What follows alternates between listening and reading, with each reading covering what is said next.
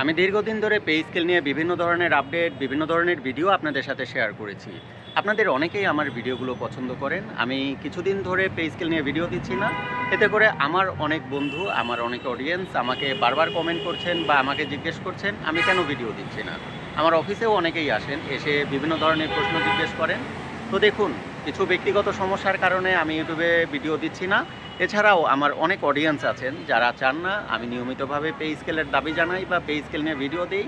এই কারণে আমি সিদ্ধান্ত নিয়েছি আমি আপাতত পে স্কেল নিয়ে কোনো তথ্য আপনাদের সাথে শেয়ার করব না, কোনো ভিডিও দিব না। আর আমার চ্যানেলে যে ভিডিওগুলো ছিল পে স্কেল রিলেটেড সেগুলোও আমি রিমুভ করে দিয়েছি। তারপর আবার যদি পরিস্থিতি অনুকূলে আসে, আপনারা যদি চান, তাহলে আমি আবার পে স্কেল নিয়ে বিভিন্ন ধরনের তথ্য আপনাদের সাথে শেয়ার করব।